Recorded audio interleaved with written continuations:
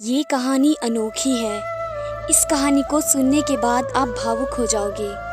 ये कहानी एक लड़की की है जिसका सपना होता है कि वो भी एक दिन शहर की सबसे बड़ी डॉक्टर बने, पर वो एक गरीब फैमिली से होती है। इसलिए वह बहुत मेहनत किया करती थी ताकि अपने सपनों को साकार कर सके। उसके माता पिता भी अपनी बेटी को डॉक्टर बनाने के लिए पैसा इकट्ठा कर रहे थे कि बाद में उसे कोई प्रॉब्लम न हो। लड़की के स्कूल में अच्छे मार्क्स आते हैं और उसका एक अच्छे कॉलेज में एडमिशन भी हो जाता है। कॉलेज का पहला दिन होता है और वह लड़की कॉलेज अकेले ही जा रही होती है। उसके माता पिता ने समझाया था कि अपना पूरा ध्यान पढ़ाई लिखाई पे ही लगाना, इधर उधर की बातें मत करना। उस लड़की का नाम रानी होता है। रानी देखती है कि एक लड़का उसे लाइब्रेरी में काफ़ी देर से देख रहा है और वो लड़का होता है आर्यन, जो रानी का ही क्लासमेट होता है। आर्यन बहुत अमीर घर से बिलोंग करता था, लेकिन तब भी वो बहुत सिंपल लाइफ जिया करता था। उसे अपने पैसों पे कोई घमंड नहीं था, पर शायद उसके दोस्त अच्छे नहीं थे, जिसकी वजह से वे पूरे स्कूल में आर्यन को एक बड़े आदमी की बिगड़ी औलाद समझते थे। आर्यन को रानी बहुत पसंद थी, ये बात उसके दोस्त भी समझते थे। एक दिन आर्यन के दोस्त उससे कहते हैं कि यार तू इतना हैंडसम है और अमीर भी है, तुझसे तो वो आराम से पढ़ जाएगी। ऐसा कहकर वो क्लास में चले जाते हैं। क्लास में भी आर्यन सिर्फ रानी को देखता था, पर उससे बात करने की हिम्मत नहीं होती थी। फिर से एक दिन आर्यन के दोस्त आर्यन से कहते हैं, यार तू इतना डैशिंग है, फिर भी तो उस लड़की से इतना डरता है, जा ना उससे कर दे सीधे प्रपोज। तब आर्यन कहता है, अगर वो बुरा मान गई तो? उसके दोस्त कहते हैं, यार तुझे भला कोई लड़की मना कैसे कर सकती है? आर्यन कहता है, ठीक है, उसे आज मैं प्रपोज कर ही दूंगा। क्लास में सारे बच्चे आ चुके थे।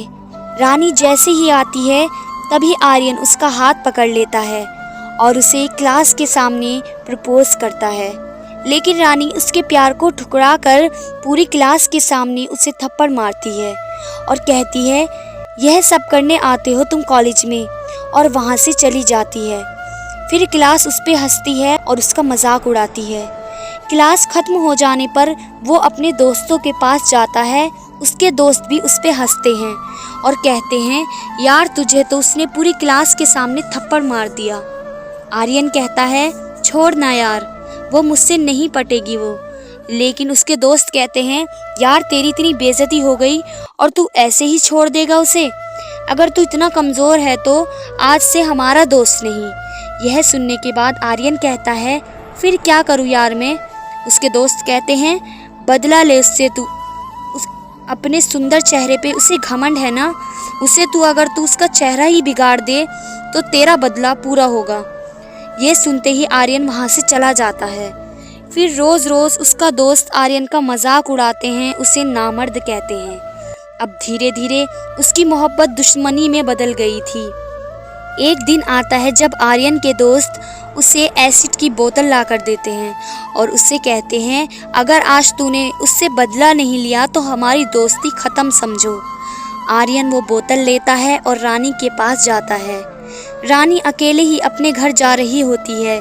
तभी उसके सामने आर्यन बाइक रोकता है और उसके पास जाता है और कहता है, तुम्हें अपने इस चेहरे पे बहुत घमंड है और इसकी वजह से तुमने मुझे सबके सामने थप्पड़ मारा था। रानी उसके हाथों में एसिड की बोतल देखकर डर जाती है। आर्यन अपने हाथों में पकड़ी एसिड की बोतल का ढक्कन खोलता है और बगल में ही पड़े एक बड़े से पत्थर पर फेंककर एसिड की बोतल को तोड़ देता है और कहता है, तुम्हें क्या लगा मैं तुम्हारे चेहरे पे ये एसिड की बोतल फेंक दूंगा? अरे पगली, मैंने तुझसे प्यार किया था, ना कि तुम्हारे इस चेहरे से।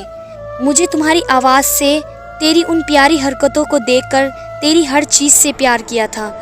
और जो इंसान सच्चे दिल से प्यार करता है ना, तो वह अपनी जान दे सकता है, पर जिससे वो प्यार करता है उसे कुछ हो जाए ये देख भी नहीं सकता। मैं और तेरे ऐसे चेहरे पे एसिड फेंकना तो दूर की बात है, मैं तो तेरे बारे में सोच भी नहीं सकता, क्योंकि मैंने तुझसे प्यार किया है, कोई समझौता नहीं। फिर आर्यन उसे अपनी जेब से एक रिंग निकालकर रानी को देता है और कहता है, ये रिंग उस दिन तुम्हारे लिए लाया था, पर तुमने मुझे सबके सामने थप्पड़ मारकर ये वापस कर दिया। आज दे रहा हूँ एक दोस्त के नाते। तुझे प्यार किया है इसलिए तुझे बुरा लगे ऐसा कुछ नहीं करना चाहता था, इसलिए आज के बाद मैं अपनी शक्ल भी नहीं दिखाऊंगा। हो सके तो उस दिन के लिए मुझे माफ़ कर देना। और वो वहाँ से चला जाता है। दोस्तों, अगर कोई किसी से सच्चा प्यार करता है तो उसे दर्द पहुँचाने का कभी सोच भी नहीं सकता। अगर वो उसे दर्द पहुँचाता है तो उसका मतलब है उसने उससे कभी प्यार किया ही नहीं था, बस अपनी मतलब के लिए उससे प्यार करने का नाटक कर रहा था।